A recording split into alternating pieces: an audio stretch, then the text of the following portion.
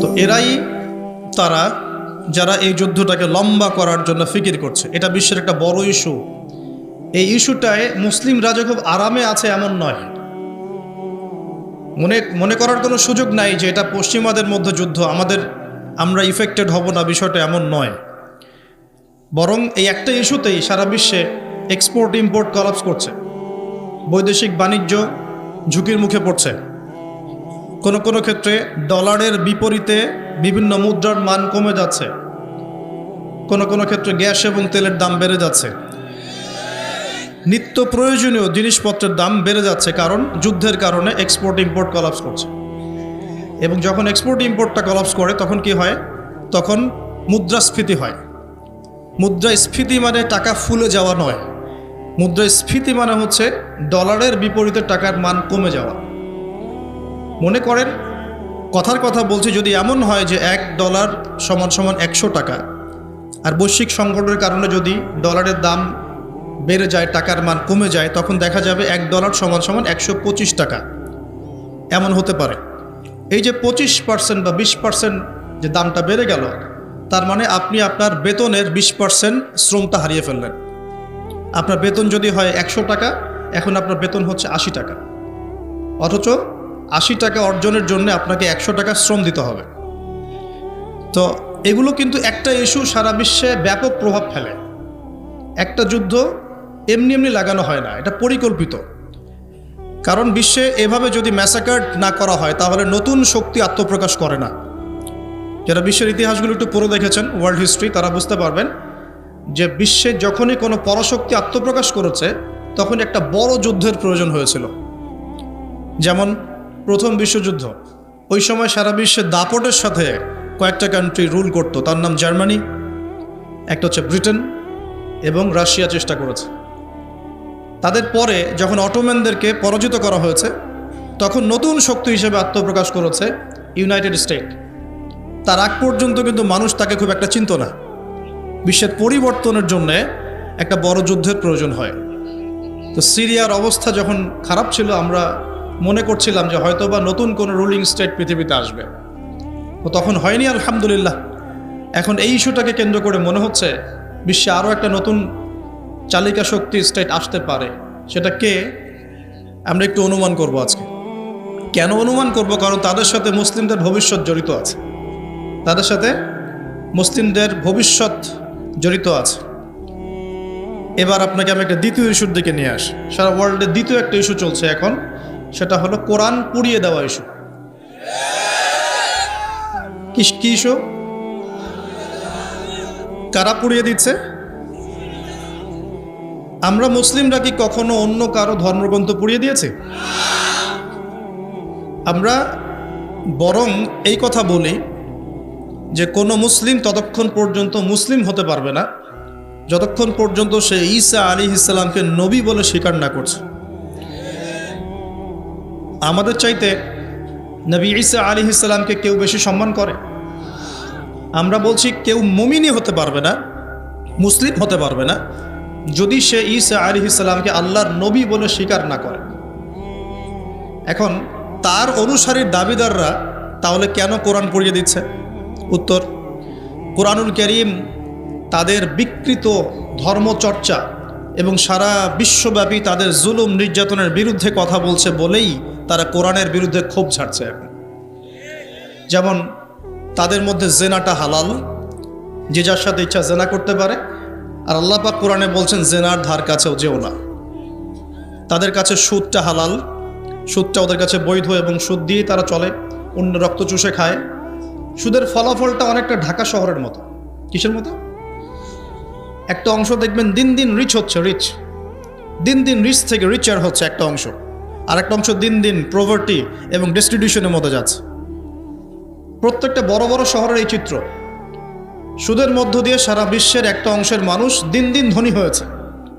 সবার ক্ষতি হয়নি, কিন্তু ধনীরা আরও ধনী হয়েছে, আর গরিবরা দিন দিন তাদের অর্থ সম্পদের মান হারিয়েছে, তাদের অধিকার হারিয়েছে, তাদের জীবনযাত্রার মান কমে গেছে, প্রভার্টি এবং ডিস্ট্রিবিউশনের মধ্যে চলে গেছে দরিদ্ররা।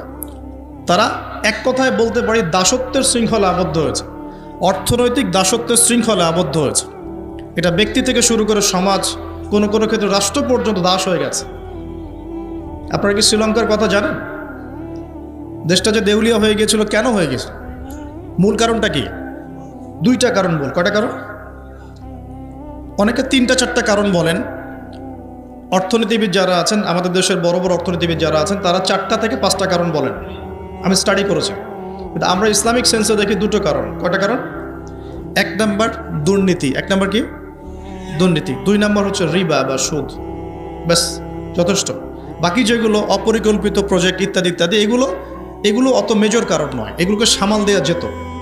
মূল কারণ 2টো, একটা হচ্ছে করাপশন বা দুর্নীতি, একটা হচ্ছে রিবা বা সুদ। আপনারা কি জানেন এই উপমহাদেশের মধ্যে আরও একটা কান্ট্রি ঠিক শ্রীলঙ্কার মতো পরিণতি বরণ করতে যাচ্ছে? নো, বাংলাদেশ না, এক্স্যাক্টলি পাকিস্তান। অথচ তারা এই তো আমাদের মহান মুক্তিযুদ্ধে কত নির্মমভাবে আমাদের ভাইদেরকে হত্যা করেছিল না? হত্যা করেছিল না? এটা কি ন্যায় ছিল না অন্যায় ছিল? আচ্ছা, কি উদ্দেশ্য ছিল ওদের? ওরা চাইতো আমাদেরকে শাসন করতে, আমরা দাসত্বের শৃঙ্খলা থাকবো, ওরা আমাদেরকে শাসন করবে। আজকে দেখেন মাত্র 30 থেকে 40-50 বছরের ব্যবধানে আল্লাহ পাকের কি ফয়সালা, আমরা কারো ক্ষতিতে কিন্তু খুশি হই না। তো আল্লাহ পাকের ফয়সালা দেখুন, এমন একটা জায়গায় চলে গেছে যে হয়তো তাদের কাছে ওষুধের কাঁচামাল আছে 2 দিনের। কয় দিনের? গতকালকে রিপোর্ট, ওষুধ তৈরির যে কাঁচামাল প্রয়োজন হয়, যেগুলো বাইরে থেকে মানুষ ইম্পোর্ট করে, যেগুলো শিপ থেকে নামানো হয়, এগুলো নামানোর মতো ডলার তাদের কাছে নাই যে ডলার দিয়ে সেগুলো নামাবে। 2 দিনের মেডিসিন আছে ওদের কাছে। আপনারা জানেন না, আমাদের টাকার হিসেবে যদি $1 সমান সমান 80 বা 100 টাকা হয়, অলরেডি তাদের কাছে $1 সমান সমান প্রায় 375 রুপি পাকিস্তানি রুপি, এবং তাদের মুদ্রাস্ফীতি অনেক বেশি। সুদের কারণে, পশ্চিমাদেরকে বন্ধুরূপে গ্রহণ করার কারণে, কোনো কোনো ক্ষেত্রে মুসলিমদের সাথে গাদ্দারি করার কারণে, কোনো কোনো ক্ষেত্রে করাপশনের কারণে এবং ডমিনেশন, জনগণের উপর ডমিনেশনের কারণে আজকে আস্তে আস্তে আস্তে আস্তে ওদের অবস্থা এমন একটা জায়গায় চলে গেছে। আল্লাহ না করুক, আমরা তো কারোর জন্য বদদোয়া করব না, আল্লাহ না করুক, দেখা যাবে হয়তো 1 মাস রমজান মাসের মধ্যে দেখবেন দেউলিয়া হয়ে বসে আছে। কেমন হতে পারে? কেন হচ্ছে বিষয়গুলো? কারণ রিবা। মূল কারণটা কি? রিবা এবং দুর্নীতি। মূল কারণটা কি? দুর্নীতি এবং রিবা। আরেকটা কথা বলি, দুর্নীতিতে কিন্তু আমরাও কম না, অন্তত পক্ষে এদিকে কিন্তু আমরাও কম না। একটা সময় ছিল যখন আমরা 1 নাম্বার ছিলাম, মনে আছে? এটা ছিল 2005 সালের কথা। কত সাল? 2005 সাল। এখন কত? 2023। এখন আমাদের অবস্থা মাশাআল্লাহ আগের চেয়ে কিছুটা ভালো হয়েছে। এখন আমরা এই যে কারেন্ট অ্যাফেয়ার্স, যারা তোমরা পড়াশোনা করো, বিসিএস কোচিং করছেন, আপনারা জানবেন এখন আমরা কত নম্বর? 13 নম্বর। কত নম্বর? 13 নম্বর। কিছুটা তো উন্নতি হয়েছে। 1 নম্বরকে জানেন দুর্নীতিতে কোন কান্ট্রি? সুদান, দক্ষিণ সুদান। কোন কান্ট্রি? দক্ষিণ সুদান কি মুসলিম কান্ট্রি না মুসলিম কান্ট্রি? মুসলিমরা টপে কেন? দুর্নীতির সাথে মুসলিমদের কোনো সম্পর্ক থাকার কথা কি? তাহলে আমরা টপে কেন? 1 নম্বরে কেন?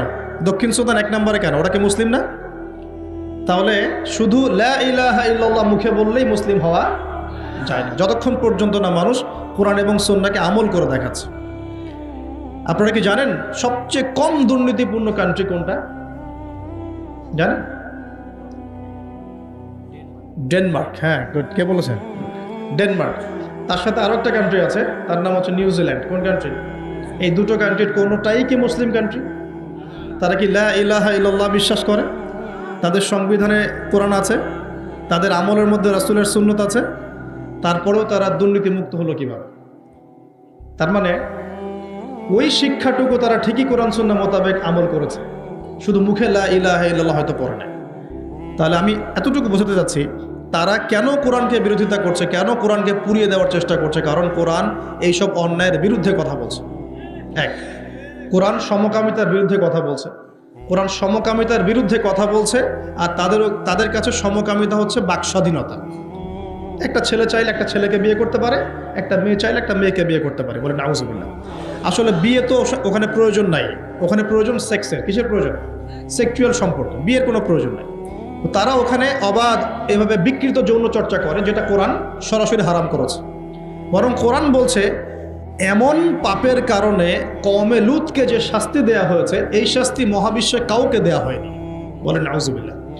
কওমে লুতের নাম তো শুনেছেন, লুত আলাইহিস সালামের কওম। এই কওমটাকে যখন আল্লাহ পাক ধ্বংস করেন, তখন মাটিটাকে উপরে উঠিয়েছিলেন, জমিনটাকে উপরে উঠিয়েছেন, উঠিয়ে আকাশ থেকে পাথর বর্ষণ করেছেন। বর্ষণ করার পরে আল্লাহ পাক উল্টা দিকে জমিনটাকে ধসিয়ে দিয়েছেন। এভাবে আল্লাহ রাব্বুল আলামিন কোনো কওমকে এর আগে ধ্বংস করেন নাই। তাহলে কোন কওমকে আল্লাহ পাক সবচেয়ে বড় শাস্তি দিয়েছেন? বলেন, কওমে লুত। তো এই কওমে লুতের যে এই আপনার শাস্তি, এই শাস্তিটা কি তারা পাওয়ার যোগ্যতা অর্জন করেছে কি করে নাই? করেছে না করে নাই? এজন্যই হয়তোবা শেষ জামানায় একটা হাদিস এসেছে যে 10টা বড় বড় আলামত আছে শেষ জামানার। তার মধ্যে একটা হচ্ছে বিশাল একটা ভূমিকম্প হবে, একটা পৃথিবীর পূর্ব দিকে, একটা হচ্ছে পশ্চিম দিকে, আর একটা হচ্ছে পৃথিবীর মাঝখানে। আল্লাহ রাব্বুল আলামিন হয়তো ওই শাস্তি আবার পুনরাবৃত্তি ঘটাবেন। ওরা কেন কোরআনকে পুড়িয়ে দেয়? কারণ কোরআন এই সমকামিতার বিরুদ্ধে কথা বলছে, কোরআন এই সুদের বিরুদ্ধে কথা বলছে, কোরআন জেনার বিরুদ্ধে কথা বলছে, কোরআন এসব করাপশনের এগেনস্টে কথা বলছে। এবং কোরআন বলছে যাররা পরিমাণ জুলুম যদি কেউ কারো উপর করে, তারও শাস্তি তাকে ভোগ করতে হবে। একজন মানুষ বা একটা জাতি যদি অন্য কোনো জাতির উপর সামান্য জুলুমও করে, সেই শাস্তি আল্লাহ পাক তাকে ভোগ করাবেন কি করাবেন না? এবং সারা বিশ্বের দিকে তাকিয়ে দেখেন যে সারা বিশ্বের প্রত্যেকটা সেক্টরে তাদের জুলুম চলছে কি চলছে না? চলছে কি না? এই কারণেই তারা কোরআনের বিরুদ্ধে এত ক্ষোভ। তো এই বিষয়টা কি সারা বিশ্বে এখন হাইলাইটেড ইস্যু না? সারা বিশ্বে এই বিষয়টা নিয়ে খুব কথাবার্তা হচ্ছে না? এটাকে আমরা বলি ব্লাসফেমি, অর্থাৎ ধর্ম এবং ধর্মগ্রন্থকে অবমাননা করা। কিন্তু চিন্তা করবেন না, আল্লাহ রাব্বুল আলামিন নিজে এই কোরআন হেফাজতের দায়িত্ব নিয়েছেন। আল্লাহ পাক সূরা হিজরে বলেছেন, ইন্না নাহনু নাযালনা যিকরা ওয়া ইন্না লাহু লাহাফিজুন। নিশ্চয়ই আমি এই কোরআন নাজিল করেছি, এই কোরআন হেফাজত করার দায়িত্ব কার? আল্লাহ। এখানে আমি আপনাকে আরেকটা পয়েন্ট দেখিয়ে সামনের দিকে যাব। এবার ওই দিক থেকে চেহারাটাকে আমাদের দিকে ফিরিয়ে নিয়ে আসে, মুসলিমদের দিকে তাকান। মুসলিমদের মধ্যে কত পার্সেন্ট মানুষ এখন 5 ওয়াক্ত নামাজ পড়ে? কত পার্সেন্ট মানুষ বিশুদ্ধ করে কোরআন তেলাওয়াত করতে জানে? মুসলিম পরিবারগুলোর মধ্যে কত পার্সেন্ট পরিবারে ইসলামিক পর্দা চালু আছে? মুসলিমদের মধ্যে কত পার্সেন্ট মানুষ হালাল খাওয়ার চেষ্টা করে, হারাম থেকে বেঁচে থাকার চেষ্টা করে? মুসলিমদের মধ্যে কত পার্সেন্ট যুবক এখন জেনা থেকে বেঁচে থাকতে পেরেছ? মুসলিমদের মধ্যে কত পার্সেন্ট যুবক 5 ওয়াক্ত নামাজ পড়ো, ইসলামের বেসিক জ্ঞানগুলো জানো, কোরআন তেলাওয়াত করা, হাদিস পড়তে শেখা, হাদিসের চর্চা করা, কোরআনের তাফসীর পড়া, অনুবাদ পড়া? মুসলিমরা এই বেসিক কাজগুলো কত পার্সেন্ট মানুষ করছে?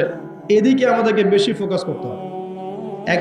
একটা অমুসলিম সমাজ কোরআনের উপর আক্রমণ করছে, পুড়িয়ে ফেলছে, এটা বেশি কষ্টদায়ক নাকি একটা মুসলিম পরিবারে জন্মগ্রহণ করেও এই বিগত 30-40 বছরে কোরআন পড়তে না শেখাটা বেশি লজ্জার? কোনটা? এবার বলেন, একটু চেহারাটা আমাদের দিকে ফেরা নেবে, আয়নার সামনে দাঁড়াই।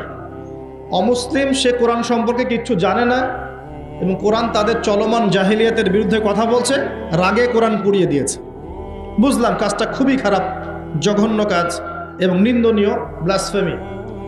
এটা সারা বিশ্বে একটা মানবতা বিরোধী অপরাধ। এই কাজটা অপরাধ কিনা? আচ্ছা, এখন মুসলিমদের দিকে তাকিয়ে দেখুন। আমি এখন মুসলিম পরিবারে জন্ম নিয়েছি, 20-30-40 বছর আমি কাটিয়ে দিলাম মুসলিম পরিবারে। জন্ম নেওয়ার পরেও, মুসলিম পরিবেশে থাকার পরেও, কোরআন সুন্নাহর বয়ান শোনার পরেও, জুমার নামাজ পড়ার পরেও, ঈদের নামাজ পড়ার পরেও, রমজানের রোজা রাখার পরেও, আলেম ওলামাদেরকে পেয়েও আমি যে কোরআন তেলাওয়াত করতে জানি না, এখন আমাকে কি করা উচিত? উত্তর দেন। এখন আমার কি করা উচিত? কে বড় অপরাধ করেছে? কে বড় অপরাধ করেছে? আমি মুসলিম পরিবারে জন্মগ্রহণ করেও কোরআন পড়তে জানি না, আমি কি বেশি বড় অপরাধী? নাকি যে ব্যক্তি কখনো কোরআন চেনেই না, জানেই না, যে কোরআনকে অবমাননা করছে, কে বড় অপরাধী? কোরআন যে পুড়িয়ে দিয়েছে জানেন, আল্লাহ রাব্বুল আলামিন সূরা ফুরকানের মধ্যে বলেছেন যে আল্লাহর রাসূল সাল্লাল্লাহু আলাইহি ওয়াসাল্লাম আমার উম্মত, মানে আমাদের উম্মতে মুহাম্মাদের বিরুদ্ধে আল্লাহর কাছে অভিযোগ পেশ করবেন। কার বিরুদ্ধে? এই যে উম্মতে মুহাম্মাদের বিরুদ্ধে আমাদের নবী মুহাম্মদ সাল্লাল্লাহু আলাইহি ওয়াসাল্লাম একটা অভিযোগ পেশ করবেন। আল্লাহ পাক তাকে বলবেন, হে মুহাম্মদ সাল্লাল্লাহু আলাইহি ওয়াসাল্লাম, তোমার উম্মতের কি হয়েছিল, কেন বিভ্রান্ত হলো? নবী সাল্লাল্লাহু আলাইহি ওয়াসাল্লাম তখন বলবেন যে ইন্না কওমি ইত্তাখাযু হাযাল কুরআনা মাহজুরা। পড়ে দেখেন সূরা ফুরকানে আমাদের নবীজি বলবেন, হে আল্লাহ, আমার উম্মত এই কোরআনকে, যা তুমি আমার প্রতি নাজিল করেছো, এই কোরআনকে অবজ্ঞা করে পরিত্যাগ করেছিল, এই কারণে তারা আজকে পথভ্রষ্ট হয়েছে। এবং নবী সাল্লাল্লাহু আলাইহি ওয়াসাল্লাম আল্লাহর কাছে আক্ষেপ করবেন, অভিযোগ পেশ করবেন যে আমার উম্মতকে আমি কোরআন দিয়ে এসেছিলাম, কিন্তু তারা সেই কোরআন চর্চা করে নাই, পড়ে নাই, কোরআনের হক আদায় করে নাই, এই কারণে তারা আজকে পথভ্রষ্ট হয়েছে। তাহলে আমাদের নবীজি আমাদের বিরুদ্ধে আল্লাহর কাছে ক্ষোভ ছাড়বেন না? তো প্রথম যে শিক্ষাটা আজকে নেওয়া উচিত সেটা হলো, বিশ্বে যা যা ঘটছে এই সব বিষয়গুলোর সাথে আমাদের শেষ জামানো সম্পৃক্ত, এবং প্রত্যেকটা বিষয়ের গভীরে যাওয়ার জ্ঞান আমাদের অর্জন করা উচিত এবং দৃষ্টিভঙ্গি প্রশস্ত করা উচিত। খেদির আলাইহিস সালামের মতো অন্তর্দৃষ্টি অর্জন করা উচিত। পাশাপাশি কোরআন কেন্দ্রিক জীবনটা গড়া উচিত। আমরা কি নিয়াত করতে পারি যে আগামী রমজান আসার আগেই আমরা সবাই পবিত্র কোরআন তেলাওয়াত করা শিখবো ইনশাআল্লাহ? এখানে কি এমন কোনো ব্যক্তি আছেন যিনি পবিত্র কোরআন বিশুদ্ধ করে তেলাওয়াত করতে জানেন না? এমন কেউ আছেন? লজ্জার কিছু নয়। আছেন কি কেউ? থাকতে পারেন। আবার এমন কি কেউ আছেন যে কোরআন তেলাওয়াত করেন কিন্তু আপনার সন্দেহ হয় যে আমি কতটুকু শুদ্ধ পড়ছি, কতটুকু ভুল? এমন কি কেউ আছেন? আছেন। আবার এমনও কি কেউ আছেন যে কোরআন কখনোই আলিফ বা তাসা পড়ে দেখেন নাই? কেউ আছেন? আছেন কি? হয়তো বা আছেন।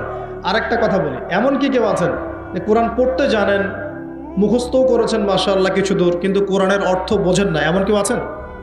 আচ্ছা, তাদের জন্য আমি জাস্ট একটা সুসংবাদ দেব। ইনশাআল্লাহ তাআলা আল্লাহ পাক যদি সব কিছু ঠিকঠাক রাখেন, রমজানের 30টা দিন অনলাইনে আমি 1 থেকে 2 ঘন্টা করে ক্লাস নেব ইনশাআল্লাহ। এবং এই 2 ঘন্টায় দুটো জিনিস শেখানো হবে। এক, যারা পবিত্র কোরআন একদমই তেলাওয়াত করতে পারে না, উইদিন 1 মান্থ তারা কোরআন তেলাওয়াত করা শিখবে ইনশাআল্লাহ। আমি শেখাবো ইনশাআল্লাহ আপনাদেরকে। শিখবেন ইনশাআল্লাহ? একটা কোর্স। সেকেন্ডটা হচ্ছে যারা কোরআন তেলাওয়াত করতে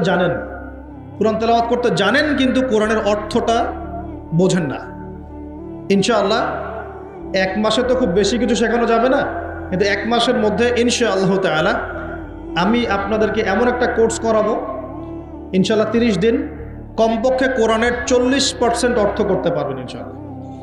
বলবেন যে 1 মাসে কিভাবে সম্ভব? হ্যাঁ সম্ভব, যদি আমি আপনাকে পথ দেখিয়ে দেই এবং আপনি এই জ্ঞানটা অর্জন করে বাকি সারাটা বছর চর্চা করতে থাকেন এবং স্থানীয় ওলামায়ে কেরামদের সাথে সম্পৃক্ততা রাখেন, মাদ্রাসার সাথে সম্পৃক্ততা রাখেন, আপনি পারবেন ইনশাআল্লাহ। ট্রাই করবেন ইনশাআল্লাহ। শুধু তাই না, এর দ্বিতীয় যে কথাটা বললাম, এর সাথে আপনি নামাজে কি পড়ছেন এটার সম্পূর্ণ অর্থও শিখবেন ইনশাআল্লাহ। পাশাপাশি দৈনন্দিন যে দোয়া কালামগুলো পড়ছেন সকাল সন্ধ্যায়, এগুলোর অর্থ শিখবেন ইনশাআল্লাহ। পাশাপাশি আপনি তুলনামূলক আরবি ব্যাকরণ শিখবেন এবং কোরআনিক গ্রামার শিখবেন, কোরআন থেকে গ্রামার। যেমন একটা এক্সাম্পল দিই আপনাকে, সামনে যাই। সূরা ফাতিহা সবার মুখস্থ আছে না? সূরা ফাতিহার মধ্যে মোটামুটিভাবে দেখা যায় 15-20টা কিন্তু শব্দ আছে, ঠিক আছে? এই 15-20টা শব্দের অর্থ এবং গ্রামার যদি আপনি জানেন এবং বোঝেন, তাহলে আপনার জন্য সুসংবাদ হচ্ছে যে সূরা ফাতিহার এই শব্দগুলো কোরআনে বারবার ঘুরে প্রায় ৭,৮০০ বার রিপিট করা হয়েছে। কতবার? ৭,৮০০ বার। এটা আপনিও সার্চ করে দেখতে পারেন। এখন অনেক মেথড চলে আসছে। ৭,৮০০ বার কোরআনের এই শব্দগুলো, সূরা ফাতিহার এই শব্দগুলো বারবার ঘুরে কোরআনে এসেছে ৭,৮০০ বার। তার মানে সূরা ফাতিহার অর্থ যে জানে, সে কোরআনের কমপক্ষে ৭,৮০০টা শব্দের অর্থ জানে। কথা বুঝতে পারছেন? এভাবে কোরআনে বাছাইকৃত এমন 125টা শব্দ আছে। কয়টা? মাত্র 125টা এমন শব্দ আছে যেগুলোর অর্থ, ব্যাকরণ এবং আমরা বলি যে ট্রান্সফরমেশন, মানে একটা শব্দ থেকে আরও অনেকগুলো শব্দ তৈরি করার ফর্মুলা বা সূত্র, এগুলো যদি জানা থাকে, আপনি কোরআনের এই 125টা শব্দ কোরআনে ঘুরে এসেছে, 40,000 বার। কতবার? 40,000 বার। বিশ্বাস করতে কষ্ট হচ্ছে, জানি এই কথাগুলো হয়তো নতুন মনে হতে পারে, কিন্তু এটা এখন রিসার্চ, এখন নতুন নতুন অনেক মেথড চলে আসে। 40,000 বার, 40,000 বার এই শব্দগুলো রিপিট করা হয়েছে। আর কোরআনে মোট শব্দ কত? মোট শব্দ হচ্ছে 78,000। কত হাজার? 78,000 বা 77,800টা। এক্স্যাক্টলি হচ্ছে 77,800টা, অ্যাপ্রক্সিমেটলি বললে 78,000, 78,000 শব্দ। এগুলোকে আবার আপনি 3 ভাগে ভাগ করে ফেলতে পারবেন। একগুলো হবে নাউন্স, যেগুলো আমরা নাউন বলি, যা দ্বারা কোনো নাম বোঝায়, যেটা আমরা বিশেষ্য পদ বলি, যেমন আল্লাহ একটা নাউন, ইব্রাহিম একটা নাউন, ইসম, লাইক ইসম আরবিতে আমরা বলি কি? ইসম। জিবরিল, মিকাল, ইসমাইল, ইসহাক, ঠিক আছে, মুহাম্মদ, এগুলো সব নাউন্স। এরকম একগুলো শব্দ পাবেন। এগুলো কি বোঝার কিছু আছে না মুখস্থ? এগুলো তো আপনি সহজেই অর্থখালি মুখস্থ করতে পারবেন। দ্বিতীয় ক্যাটাগরিতে আছে ফিইল বা ক্রিয়া, যেটা আমরা বলি ভার্বস, যা দ্বারা কোনো কাজ করা বা হওয়া বোঝায়, যেটাকে আমরা বাংলাতে 3 ভাগে ভাগ করি, প্রেজেন্ট, বর্তমান, অতীত আর ভবিষ্যৎ। আবার ইংরেজিতে প্রেজেন্ট, পাস্ট, ফিউচারে ভাগ করি, কিন্তু আরবিতে মাত্র 2 ভাগে ভাগ করা হয়। কয় ভাগে? 2 ভাগে। একটা হচ্ছে ফিইলে মাজি, মানে অতীতকালীন ক্রিয়া, আরেকটা হচ্ছে ফিইলে মুদারে, মানে বর্তমান প্লাস ভবিষ্যৎকালীন ক্রিয়া। এটার ট্রান্সফরমেশন মানে একটা প্রচুর শব্দ তৈরি করতে পারবেন। একটা ওয়ার্ড থেকে আপনি আস্তে আস্তে আস্তে আস্তে দেখবেন অনেকগুলো ওয়ার্ড তৈরি করতে পারবেন। এই ট্রান্সফরমেশনটা যদি শিখতে পারেন, আপনি কোরআনের একটা বড় অংশ শিখে ফেলবেন, কারণ কোরআনে অনেক শব্দ এই ক্রিয়াপদে আসছে। এই যে না'বুদু, নাস্তাঈন, এই যে আমরা পড়ছি না, লা আ'বুদু মা তা'বুদুন, এগুলো সবই ফেল। আরেকটা ক্যাটাগরিজ আছে, এর নাম হরফ, মানে অব্যয়। আমরা বলি না প্রিপোজিশন, প্রোনাউন্স বলি না, প্রোনাউন্স, প্রিপোজিশন, কনজাংশন, এগুলো বলি না, যেটা আমরা বলি অব্যয় পদ, যেটাকে আমরা আরবিতে হরফ বলি। অর্থাৎ ওয়ার্ডস, 2টা ওয়ার্ডসের মধ্যে কানেকশন করে, অথবা 2টা সেন্টেন্সের মধ্যে কানেকশন করে, এই সংযোজন বিয়োজন করে, এগুলোকে হরফ বলে। এগুলো কোরআনে অনেকগুলো। আমি আপনাকে 4টা হরফ বলতেছি। একটা হচ্ছে মিন, একটা কি? মিন। আমরা বলি না আউযু বিল্লাহি মিনাশ শাইতানির রাজিম, এই মিন, মিন মানে হতে বা থেকে। আউযু, আমি আশ্রয় প্রার্থনা করছি, বিল্লাহি, আল্লাহর কাছে, মিনাশ শাইতান, শয়তান হতে, আর রাজিম মানে হচ্ছে বিতাড়িত। এই যে মিন মানে কি? হতে, ঠিক আছে। এই মিন শব্দটা কোরআনে ঘুরে ঘুরে পাবেন আপনি প্রায় 3 থেকে 4,000 বার, 3 থেকে 4,000 বার। এরকমই আমরা পড়ি না যে আন, ফি, আলা, ইলা, হাত্তা, লা, লি, এই যে ছোট ছোট কিছু আপনি হরফ পান না কোরআন পড়তে গিয়ে, এই অল্প কিছু হরফ বারবার ঘুরে ঘুরে কোরআনে কয়বার আসে জানেন? 6 থেকে 7,000 বার। 6 থেকে 7,000 বার। মানে আপনাকে শুধু গ্রামারের ফাংশনটা শিখতে হবে, কিভাবে এই গ্রামার দিয়ে শব্দ তৈরি করতে হয় এবং কিভাবে অর্থ উঠাতে হয়। এর পাশাপাশি আপনি অনুবাদের সহযোগিতা নেবেন, পরে গিয়ে তাফসির আগে যাবেন, অনুবাদের সহযোগিতা নেবেন। 1 মাসে তো বেশি কিছু দেওয়া যাবে না বললাম আমি, কিন্তু আপনাকে আমি একটা তাড়না তৈরি করে দিতে পারবো যে হ্যাঁ, কোরআন সহজে শেখা যায়, পসিবল। এবং এই সিলসিলা ধরে রাখতে পারলে 1 থেকে 2 বছর লাগবে ইনশাআল্লাহ।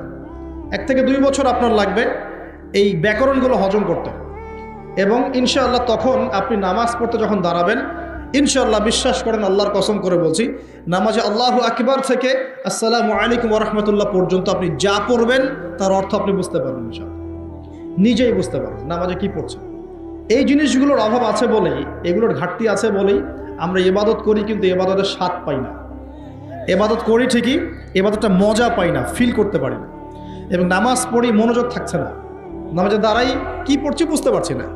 তাই আমার মনোযোগটা কেমন?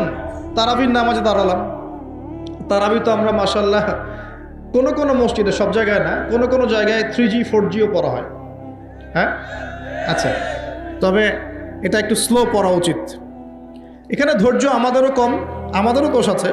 ইমাম সাহেব যখন লম্বা করে তেলাওয়াত করে, তখন আমরা আবার বলি এত সময় নাই হাতে, তাড়াতাড়ি শেষ করো, বলি না? কোনো জায়গায় ইমাম সাহেবদেরকে মসজিদ কমিটিতে মনে হয় যে চাকরের মতো বিহেভ করে, এমন করে না? অথচ ইমাম সাহেব হচ্ছেন মসজিদের নেতা, সমাজের কি? সমাজের নেতা। তো তাকে তার জায়গায় সম্মান দিতে হবে, আল্লাহ পাক তৌফিক দান করুন। তো আমরাই কিন্তু দোষী, আমরা ফোর্স করি তাড়াতাড়ি শেষ করেন, হাতে সময় কম, মার্কেটে যাওয়া লাগবে, ওয়াইফ অপেক্ষা করতেছে, ঈদের শপিং করতে হবে, তাই না?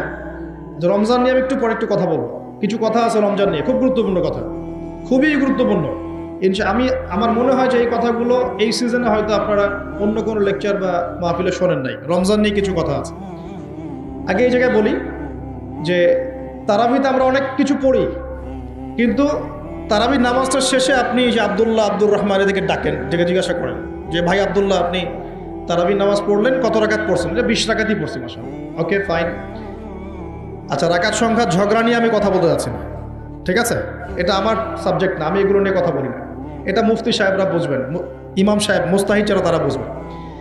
তো কি পড়লেন ভাই? হ্যাঁ, তারাবির নামাজ পড়লাম। কত রাকাত? হ্যাঁ, পুরা 20 রাকাত পড়ছে। তো তেলাওয়াত কেমন ছিল? নামাজে কেমন মনোযোগ ছিল? তো নামাজে ইমাম সাহেব কি পড়েছে সেটা তো আর বুঝতে পারি নাই, কিন্তু তেলাওয়াতটা খুব সুন্দর সুরের ছিল, এটা বুঝতে পারছি। আমাদের কোরআনের বুঝটা এই পর্যন্ত, খুব সুন্দর একটা তেলাওয়াত করেছে, লেহানটা খুব সুন্দর ছিল, খুবই মাধুর্যমণ্ডিত ছিল, এটা কানে খুব ভালো লাগছিল, এটা শুনেছি। তো ওই আয়াতগুলোতে কি বলেছেন আল্লাহ পাক, আপনি কি হেদায়েত পেয়েছেন? না, আমি তো কোরআনের অর্থ জানি না। তো এই অর্থটা যদি জানতাম তাহলে কি নামাজে মনোযোগ আরও বাড়তো না? নামাজে চোখ দিয়ে পানি পড়তো না? একটু মক্কা মদিনার দিকে তাকিয়ে দেখবেন তারাবির সময় এমনিতে নামাজে যখন নামাজ পড়ে ইমাম সাহেব ডুকরে কেঁদে ওঠেন না? কেন করেন? কারণ তারা কোরআন তেলাওয়াত করে অর্থটাকে অ্যাবজর্ব করতে পারেন, অটোমেটিক্যালি আপনি নামাজটাকে, কোরআনকে ফিল করতে পারেন। তাহলে আমরা যে 30 বছর নামাজ পড়লাম, একটা দিনও তো চোখ দিয়ে পানি বের হলো না। আমরা যে 40 বছর নামাজ পড়লাম, খালি উঠলাম বসলাম উঠলাম বসলাম, একটা দিনও তো সেজদায় আল্লাহকে পেলাম না, ফিল হলো না যে হ্যাঁ আল্লাহ আমার হয়ে গেছেন, আমি আল্লাহকে পেয়েছি। তো এগুলোর কারণ হচ্ছে, যে জায়গা থেকে এখানে আসলাম, এগুলো অন্যতম কারণ হচ্ছে কোরআন এবং নামাজে যা পড়ছি এগুলোর অর্থটা না বোঝা। তো অর্থটা বোঝার প্রয়োজন নাই। তো রমজান মাসে নিয়াত করেন, যারা কোরআন একদমই তেলাওয়াত করতে পারেন না, কোরআন তেলাওয়াত করা শিখবেন ইনশাআল্লাহ। ইনশাআল্লাহ উইদিন এ উইক, এক সপ্তাহের মধ্যেই একটা পোস্ট চলে যাবে ইনশাআল্লাহ অনলাইনে। এবং যারা আগ্রহী থাকবেন তারা এখানে আমার সাথে নাম্বার দিয়ে দেওয়া হবে, অফিসিয়াল, যোগাযোগ করে ভর্তি হয়ে যাবেন ইনশাআল্লাহ তাআলা। আল্লাহ রাব্বুল আলামিন, আমি বিশ্বাস করি 1 মাসের মধ্যে বাংলাদেশের 1 কোটি মানুষকে কোরআন শেখানো সম্ভব। সম্ভব না? সম্ভব। আর আমার স্বপ্ন, এই স্বপ্নটা আল্লাহ পাক আমাকে বাস্তবায়ন করার তৌফিক দেখ, দোয়া করি। বাংলাদেশের মুসলিম পরিবারের পিতা, স্ত্রী, সন্তান, ভাই বোন যারা যারা থাকবেন, হোক জেনারেল লাইনে পড়ুক, মাদ্রাসা লাইনে পড়ুক, প্রত্যেককে আল কোরআন শেখানো এবং তাদের মধ্যে কোরআনের জ্ঞানটা ছড়িয়ে দেয়া, এটা আমার একটা স্বপ্ন। বাংলাদেশের 16 কোটি মানুষ কোরআন তেলাওয়াত করতে জানবে ইনশাআল্লাহ। এটা সম্ভব না? 16 কোটি মানুষের ভোটার আইডি কার্ড আছে? নাই? নাই? আছে কি নাই? আদমশুমারি করা যায়? সমস্ত মানুষের হিসাব রাখা যায়? সমস্ত মানুষের এনআইডি কার্ড করা যায়? সমস্ত মানুষকে একটা নিয়মের আওতায় আনা যায়? সমস্ত মানুষের ফিঙ্গারপ্রিন্ট নেওয়া যায়? যায় না? সমস্ত মানুষকে ক্লাস 5 পর্যন্ত পড়ানোর প্রাথমিক শিক্ষা নিশ্চিত করা যায়? সমস্ত মানুষকে কি মার্কসও পড়ানো যায়? যায়? সমস্ত মানুষকে কোরআনও শেখানো যাবে ইনশাআল্লাহ। যাবে না ইনশাআল্লাহ? আল্লাহ পাক তৌফিক দান করুন। আমি এবং বাংলাদেশের প্রত্যেকটা জেলায়, বাংলাদেশের প্রত্যেকটা বড় বড় জেলায়, যেটা আমাদের বিভাগীয় জেলা বলে, এই জেলাগুলোতে একটা করে এমন প্রতিষ্ঠান থাকতে হবে যে প্রতিষ্ঠানে একদম প্লে থেকে মাস্টার্স পর্যন্ত একদম এই পুরো সিলেবাসের মধ্যে চলমান জেনারেল সিলেবাসের সাথে ইসলামিক নীতি নৈতিকতা এবং কোরআন সুন্নাহর জ্ঞানকে একত্রিত করে ইনশাআল্লাহ একটা কনস্ট্রাকটিভ সিলেবাসে পড়াশোনা করাতে হবে ইনশাআল্লাহ। করা যাবে? প্রত্যেকটা জেলায় একটা করে এমন যদি মার্কাজ থাকে, দেখবেন সমাজের হালত চেঞ্জ হয়ে গেছে ইনশাআল্লাহ। নাকি আমরা সবাই এখন উল্টাপাল্টা মতবাদগুলি পড়াশোনা করব? হ্যাঁ, আমাদের সন্তানদেরকে কি আপনি আস্তিক বানাতে চান না নাস্তিক বানাতে চান? আমাদের সন্তানদেরকে কি আপনি আল্লাহওয়ালা বানাতে চান, আল্লাহ থেকে দূরে সরাতে চান? আর উদ্যোগ গ্রহণ করতে হবে। একমুখী শিক্ষা এই যুগে যথেষ্ট নয়। আপনি জেনারেল লাইনে পড়াশোনা করছেন, করেন, কিন্তু এই জেনারেল লাইনের জ্ঞানটাই এই যুগে যথেষ্ট নয় চলার জন্য। আপনাকে ইসলামিক জ্ঞানের প্রয়োজন আছে। আবার একই সাথে আপনি শুধুমাত্র ইসলামিক জ্ঞান নিয়ে পড়ে আছেন, জেনারেল উপকারী জ্ঞানগুলো নিচ্ছেন না, তাহলে আপনি কোরআন সুন্নাহকে হাতে নিয়ে ওদেরকে চ্যালেঞ্জ করতে পারবেন না। ওদেরকে চ্যালেঞ্জ করতে হলে এই জ্ঞানগুলোকে সমন্বয় করে আপনাকে সিলেবাস লঞ্চ করতে হবে। এটার জন্য খুব বেশি খাটনির প্রয়োজন নাই, খুব যে চেঞ্জ করতে হবে সব কিছু এমন না, জাস্ট এই দুটোকে একটু সমন্বয় করতে হবে। এই সমন্বয় করার জ্ঞান কিন্তু শুধু আমার আছে আপনাদের নাই এমন নয়, এই জ্ঞান অনেকেরই আছে। শিক্ষা নিয়ে যারা ভাবেন তারা অনেকেই এটা করতে ক্যাপেবল, তারা পারবেন, একটু যদি চেষ্টা করেন পারবেন। এই চেষ্টাটা এখন একটা বড় চ্যালেঞ্জ। জ্ঞানের ক্ষেত্রে এই বিপ্লবটা ঘটানো এখন একটা বড় চ্যালেঞ্জ আমাদের ফিউচারের জন্য। যদি এখন আমরা এই জিনিসগুলো করতে ব্যর্থ হই, আগামী 20-30 বছর পর দেখবেন, আল্লাহ না করুক, এমন প্রজন্ম চলে আসবে যে বলবে যে আল্লাহকে আমি তো চিনি না। নাউজুবিল্লাহ। আমরা কি এটা চাই? আর শুধু আমরা যারা মাদ্রাসা মসজিদের সাথে সম্পৃক্ত আমরাই কি ইসলাম নিয়ে চলবো, না এই জেনারেল ভাইরাও চলবে? জেনারেল লাইনের ভাইরা, ব্যবসায়ী, চাকরিজীবী, প্রশাসন, এরা কি সংখ্যায় কম না সংখ্যায় বেশি? তাদের মধ্যে ইসলাম ঢোকাতে হবে না? আল্লাহ পাক তৌফিক এনায়েত করুন। রমজানে কোরআন শিক্ষা চলবে ইনশাআল্লাহ, এবং প্রত্যেক জেলায় জেলায় একটা করে আদর্শ দ্বীনি প্রতিষ্ঠান গড়ে উঠবে ইনশাআল্লাহ তাআলা। এবং বড় বড় জেলাগুলোতে চেষ্টা করা হবে জেনারেল ভাইদের জন্য মাদ্রাসা গড়ে তোলা। এটা মাদ্রাসা ফর জেনারেল স্টুডেন্টস। এখানে জেনারেল ভাইরা পড়াশোনা করবে ইসলামিক পড়াশোনা, কারণ তাদের মধ্যে জেনারেল পড়াশোনা আগে থেকেই আছে। এখন পার্ট টাইম তারা এভাবে শিখে 2 বছর, 4 বছর, 5 বছরের মধ্যে ইসলামিক বেসিক জ্ঞান অর্জন করবে ইনশাআল্লাহ। তখন এদেরকে দিয়ে আপনি দেশের বড় জনশক্তি তৈরি করতে পারবেন। আপনারা কি চায়নার নাম শুনেছেন? চায়নার নাম শোনেন না? আজকে থেকে 40 বছর আগে চায়নাতে দারিদ্র্যের হার কত ছিল জানেন? 69%। কত পার্সেন্ট? প্রায় 69 থেকে 70% মানুষ দারিদ্র্য সীমার নিচে ছিল। আজকে এই 2022 সালে ওদের দারিদ্র্যের হার কত জানেন? 1%-এরও কম। এবং তাদের পুরো জনসংখ্যার প্রায় 80 কোটি মানুষকে তারা জনশক্তিতে পরিণত করেছে। ওরা মানুষের সংখ্যা কমায় নাই, ওরা বলে নাই যে একটা বাচ্চা নেন। কথা বুঝতে পারছেন? ওরা জনগণকে জনশক্তিতে পরিণত করেছে, পড়াশোনা করেছে এবং অ্যাক্টিভ ছিল, পরিশ্রমী ছিল, সময়কে কাজে লাগিয়েছে এবং প্রযুক্তির জ্ঞানগুলো শিখেছে। প্রযুক্তি এবং কৃষি আস্তে আস্তে সারা বিশ্বের মার্কেট দখল করে ফেলেছে। আর আমাদের কাছে তো কোরআন সুন্নাহ আছে। আমরা যদি দুর্নীতি ছাড়তে পারি, পরিশ্রমী হতে পারি, অপচয় বন্ধ করতে পারি, সময়কে কাজে লাগাতে পারি এবং জনশক্তি তৈরি করতে পারি, বাংলাদেশ সুপার পাওয়ার হবে ইনশাআল্লাহ। স্বপ্ন দেখতে হবে, স্বপ্ন দেখতে হবে, হয়তো বাস্তবায়ন হবে অন্য কারো হাতে। ইমাম বুখারীর কথা জানেন না? ইমাম বুখারীর নাম শুনেছেন না? ইমাম বুখারীর ওস্তাদ একদিন ক্লাসে বলছিলেন, এমন কি কেউ আছে, আমার ক্লাসে কি এমন কেউ আছে যে নবীর হাদিসগুলোর মধ্যে সহি জয়ীফগুলো যাচাই বাছাই করে আলাদা করতে পারে? এমন কি কেউ আছে? এই একটা কথা ইমাম বুখারী রাহিমাহুল্লাহর কলবের মধ্যে এমন দাগ কেটেছিল যে তিনি পরবর্তীতে ওই নিয়াত করেছেন যে আমি সেই ব্যক্তি হব ইনশাআল্লাহ, আমি নবীর সব সহি হাদিসগুলোকে আলাদা করে দেব।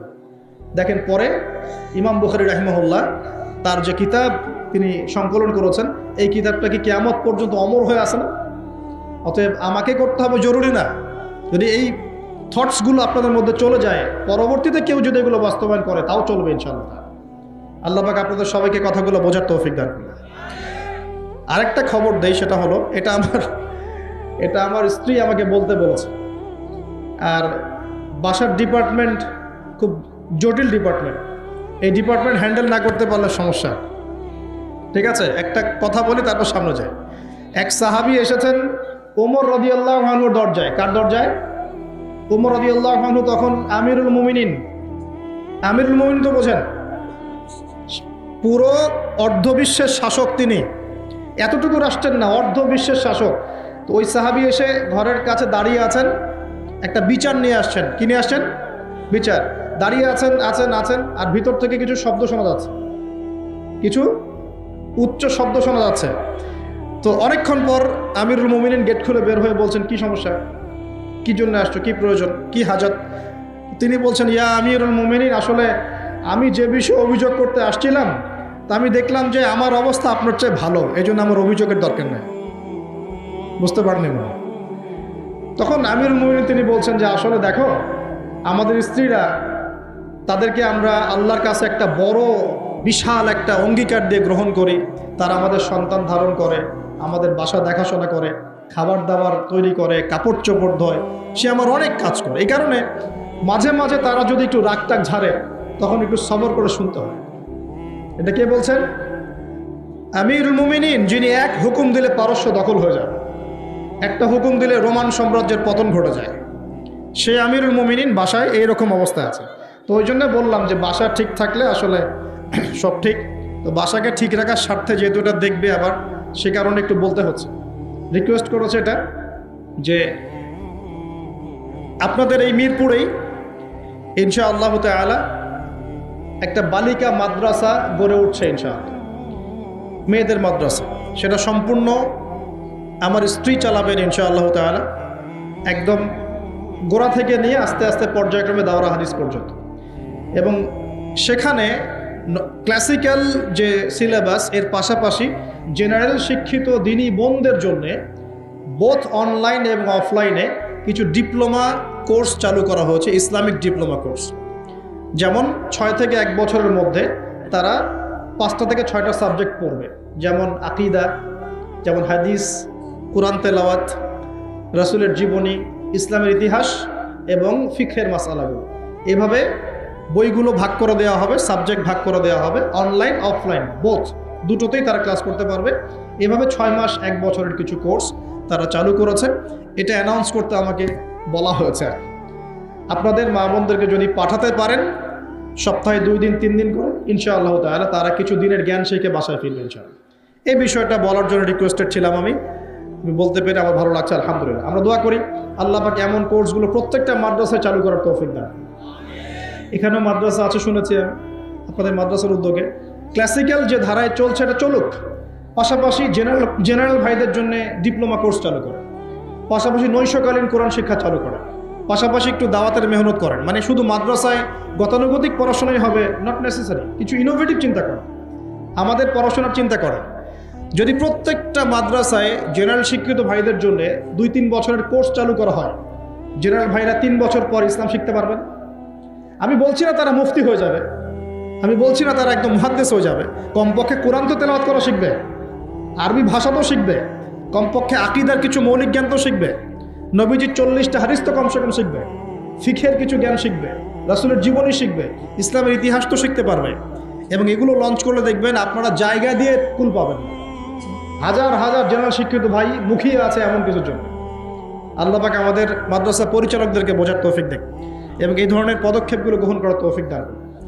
তো প্রিয় ভাইরা, বিশ্ব পরিস্থিতি সম্পর্কে সচেতন থাকেন এবং আসন্ন রমজানটাকে কাজে লাগান। কোরআন পুড়িয়ে দেওয়ার ইস্যুটা হোক আমাদের কোরআন শিক্ষার প্রেরণা, কোরআন পুড়িয়ে দেওয়ার ইস্যুটা হোক কোরআন শেখার প্রেরণা, যে আমি মুসলিম পরিবারে জন্ম নিয়েছি, আমি কেন কোরআন শিখব না। আসুন কোরআন শিখি, কোরআন বুঝি এবং কোরআন দিয়ে আমরা জীবন গড়ি। আল্লাহ পাক তৌফিক এনায়েত করুন। আরেকটা বিষয়, চলমান টাটকা ইস্যু চলছে ওয়ার্ল্ডে, সেটা হলো ওই যে 1914 সালে যারা ব্রিটিশদের হাত ধরে মুসলিমদের জায়গাটা দখল করেছে, দখল করে আস্তে আস্তে মুসলিমদেরকে বের করে দিয়েছে, ল্যান্ড এক্সপ্যান্ড করেছে, সেখান থেকে সারা বিশ্বের পলিটিক্স, ইকোনমিক্স, ফাইন্যান্স, মিডিয়া, প্রযুক্তি নিয়ন্ত্রণ করা শুরু করেছে। ওরা এখন নতুন ঘোষণা দিয়েছে। কি ঘোষণা? যে আল আকসা যে মসজিদ আছে, এই মসজিদের নাম শুনেছেন তো? এই মসজিদটাকে সরিয়ে সেখানে একটা টেম্পল নির্মাণ করো। খুশি হয়েছেন? এবং বিগত 5-7 দিন ধরে যা চলছে সেটা হলো যে ফিলিস্তিনি কোনো মানুষকে দেখলেই গুলি করার এখতিয়ার দিয়ে দেওয়া হয়েছে। খুশি হয়েছেন? এসবের খবরই নাই, বা এসবের খবরই নাই মুসলিমদের। মুসলিমরা পড়ে আছে যে ওঠেন বসেন, হ্যাঁ, চা খাই, কফি খাই, ডিজে, জিকির। আর আমরা তো দুটো জিনিস খুব ভালো পারি, এক হচ্ছে সমালোচনা, এক হচ্ছে ট্রল করা। এই ট্রল করতে করতে এক জোকারকে বানিয়ে দিয়েছেন আলেম, হ্যাঁ, এক বাউলকে বানিয়ে দিয়েছেন আলেম, আর একজনকে বানিয়ে দিয়েছেন এমপি। আরেকটু হলে তো এমপি হয়ে যাইতো। ট্রল করতে করতে ট্রল করতে করতে তোমরা মিডিয়ায়, ফেসবুক, ইউটিউবে ট্রল করতে করতে এমন পাবলিসিটি হয়ে গেছে যে এক বাউল গীত গায়, বাউল, হ্যাঁ, মানুষকে কমেডি দেয়, কমেডিয়ান, সে হয়ে গেছে আলেম। বড় বড় আলেমের ভুল ধরে তাদের বিরুদ্ধে কথা বলা শুরু করে এখন। আর একজনকে ট্রল করতে করতে করতে প্রায় এমপি বানিয়ে ফেলেছেন। এই দুটো স্বভাব চেঞ্জ করতে হবে জাতির। এই মজা নেওয়ার মানসিকতা, ট্রল করার মানসিকতা বন্ধ করতে হবে এক। আর ইস্যু নিয়ে লাফালাফি করা যাবে না, ইস্যু পাগল হওয়া যাবে না। ইস্যু পাগল হয়ে সমালোচনার সংস্কৃতি ত্যাগ করতে হবে। আমাদের ঠান্ডা মাথা চিন্তা করতে হবে যে আসলে আমরা কি করছি, কেন করছি, ইন ফিউচার আমাদের কি হবে, আমাদের সন্তানদের ভবিষ্যৎ কি, দিনের ক্ষেত্রে আমরা কি করতে পারি, আস্তে আস্তে কিভাবে ইসলামকে আগাবো, সর্বমহলে কিভাবে ইসলাম ঢোকাবো, চিন্তা করতে হবে। এভাবে এলোমেলো কাজ করে লাভ নাই। এলোমেলো একটা ইস্যু এখন, আরেকটা ইস্যু পরে, এই ইস্যু পাগল হবেন না, ট্রল পাগল হবেন না, ব্যক্তিত্ব ধরে রাখেন। কিছু কিছু মানুষ ওয়াজ মাহফিল স্টেজে বসে মেয়েদের মতো কথা বলে, মেয়েদের মতো ঢং করে কথা বলে। আশ্চর্য! কেউ কেউ এসে গীত গাচ্ছে, কেউ কেউ এসে ডিজে জিকির করছে, কেউ কেউ মানুষকে উঠবস করাচ্ছে। আজীব একটা ব্যাপার। ওয়াজ মাহফিলের এই মঞ্চগুলো কি সার্কাস হয়ে গেল? এই মাহফিলগুলো বরকতময়। মানুষ দূর দূরান্ত থেকে এখানে আসে। কি জন্য আসে? যাতে একজন ভালো মানের আলেম, ভালো স্কলার, ভালো দায়ী কেউ আসবেন, কনস্ট্রাকটিভ কোনো কথা হবে, আমরা একটা মেসেজ পাবো, বাসা চলে যাবো। এখানকার এক একটা সেকেন্ড ইম্পর্টেন্ট, এক একটা মিনিট ইম্পর্টেন্ট। বসে বসে স্ত্রীর সাথে কথা পর্যন্ত বলতেছে বসে বসে। কি দেখবে,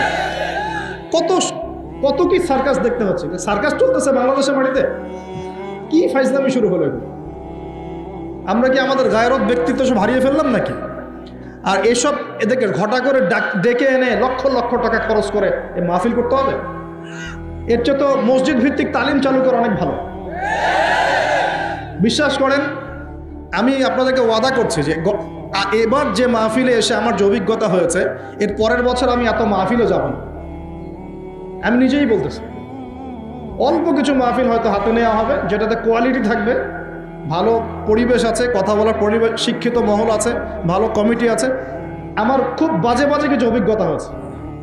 মনে হয়েছে যে আমি মনে হয় এখানে এসে খারাপ হয়ে গেলাম, মনে হচ্ছে আমি আগেই মনে ভালো ছিলাম, এখানে এসেই খারাপ হয়ে গেল, এমনও মনে হয়েছে। আগেই ভালো ছিলাম, মসজিদে খুতবা দিতাম, মসজিদ ভিত্তিক সেমিনার হতো, একটা হাদিসের উপর দার্স হতো, এগুলো অনেক ভালো ছিল।